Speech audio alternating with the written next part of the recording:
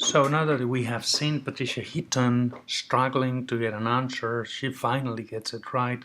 And the most important thing for me of that video is how she labels herself as I am bad at mathematics. I want to talk about how labeling yourself as bad in mathematics is a self-fulfilling prophecy. So let's first start with something that happens in every single class with every single professor who teaches mathematics all the time. What happens is that in the classroom, people come with totally different backgrounds. Some have a good background, some have bad background. And what happens is that the first day of class, um, some students, wait a second, the first day we do an exam, then there are obviously some people who get good grades and some people who get bad grades. So the people who get good grades say to themselves, hey, I'm a mathematical person. Whereas the people who get bad grades label themselves as I am not a math person. And they are both groups of people are neglecting the fact that they have different backgrounds. Maybe some people who got good grades is because they have good background, and maybe some people who have bad grades is because they have bad background. All right. So what happens is that those who have bad background, right, they just decide that they're just not math people, and when they have to do any problem or any struggle, they just don't try. They just don't try. Like Patricia Heaton tried to do, but Regis didn't let her do it. But she is just giving up. She calls her husband, who says, well, he's European, which I don't know where that is coming from. European and math, I don't know. But anyway, and another thing that happens is that those students who were well prepared and had good background, right, they label themselves as math people, and therefore when they have a problem, or when they don't seem to find a solution, they try harder because they think they're math people and therefore they should get the right answer.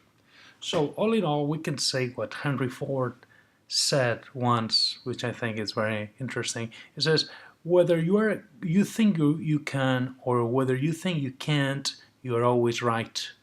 It's true. If you think you can solve a problem in mathematics, because you think so, you can do it. If you think you cannot do it because you think you cannot do it, you cannot do it. All right? So this is one reason why people are not good at math. They have the wrong belief. They believe they are not good at math. There's not such a thing as being good or bad at mathematics. All right? But let me tell you one thing that can happen, can help explain why some people are better than others in mathematics. And to do that, we're gonna talk about the book of Malcolm Gladwell, Outliers. He talks in this book about the players in the National Hockey League in Canada, which is very competitive, and he noticed that 40% of the hockey players were born in the months from January to March. 40% in only 25% of the months. That is kind of shocking. Then he noticed that 30% were born in the second quarter, from April to June. 20% were born from July to September, and the last 10% were born in between October and December. Now the question is, let's just take a look at the extremes. People born between January and March, and people born between October and December. I mean, is it that people who are born in January are especially better to play high score hockey because these numbers were consistent over and over and over. It's not just 1 year. It seems like this pattern repeats over and over.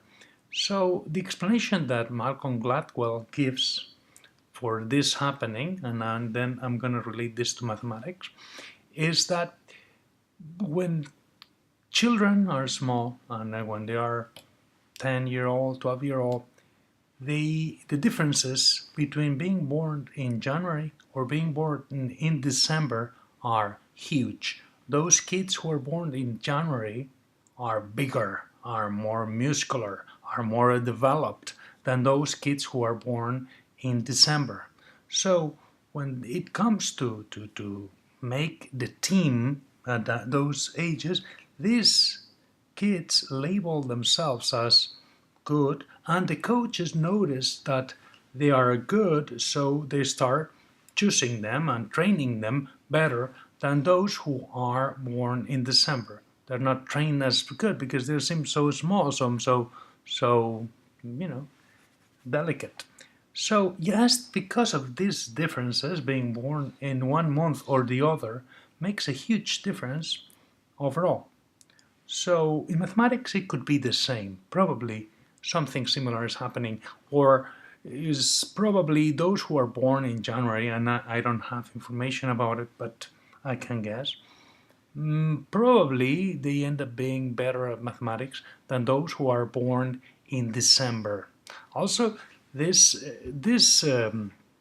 serves as a way of showing that very small differences when we are kids become huge difference when we grow up.